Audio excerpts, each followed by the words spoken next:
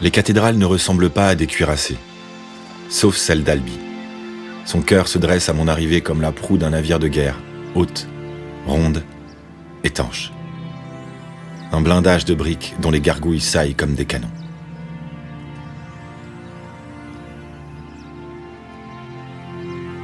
Elle me domine et comme je me rapproche d'elle, elle me réchauffe. Car la brique du midi, même un jour de grisaille, irradie la chaleur qu'elle a accumulée au long de tant d'été.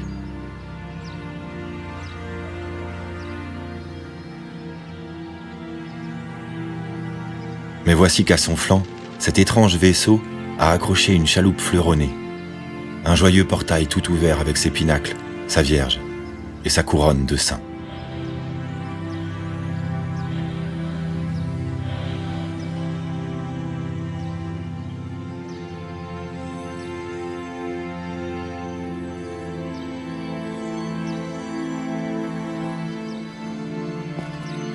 Et juste après la chaloupe, vient une gondole de parade, un dais virtuose aux écoinçons fouillés comme des buissons, à la voûte tissée d'un lacis de lierne, au portail comme une treille.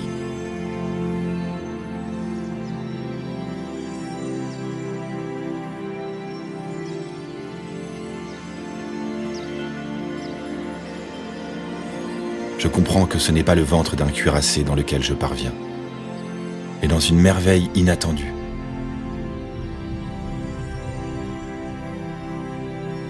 Dans un royaume d'or, de ciel et de dentelle, dans la vaste chasse d'un sanctuaire où toute ogive, toute colonne, tout mur est peint.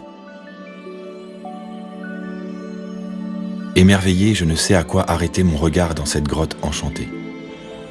La fresque du jugement dernier où se tord comme un serpent géant le cri des damnés, la chaire de marbre où, en l'absence du prédicateur, c'est un ange qui fait lui-même le sermon, le grand orgue baroque muet à cette heure mais chantant la gloire de Dieu de tout l'élan de ses tourelles.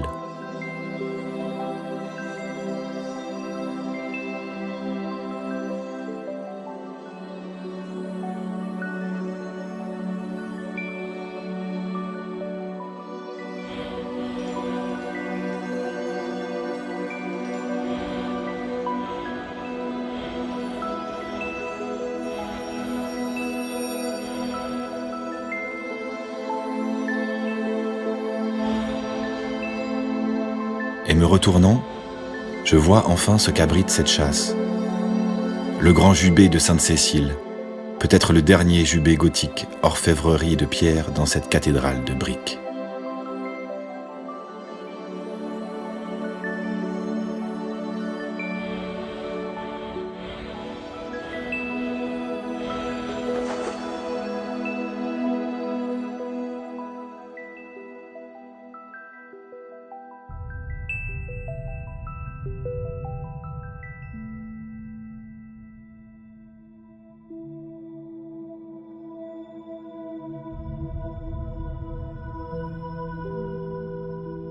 N'osant pas entrer dans le chœur par le milieu, je le contourne.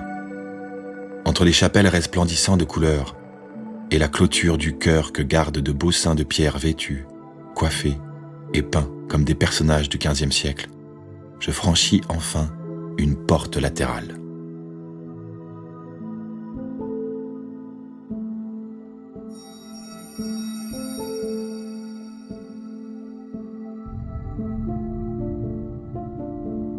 Et j'entre dans l'enceinte sacrée où brasillent des remplages aériens, dans le chœur des chanoines, le célèbre chœur d'Albi.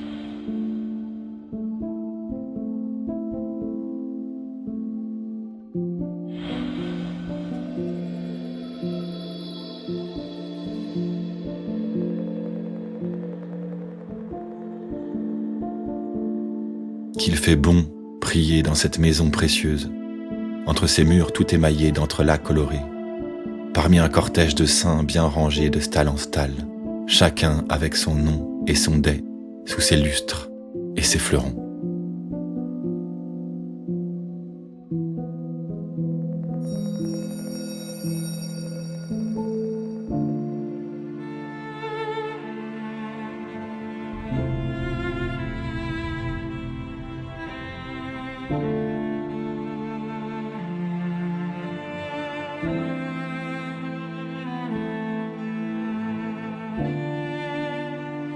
qu'il fait bon prier dans cette église, se laisser porter de chapelle en chapelle, jusque devant le reliquaire de Sainte-Cécile.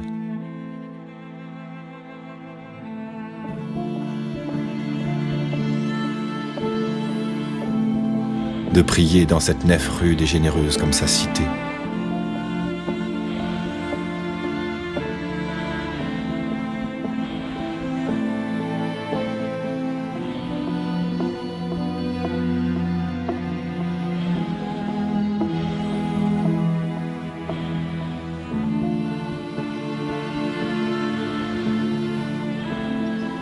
Albi, ville rouge au-dessus d'un fleuve vert, du Tarn aux eaux roulantes qu'au-delà des champs de maïs, l'océan appelle déjà.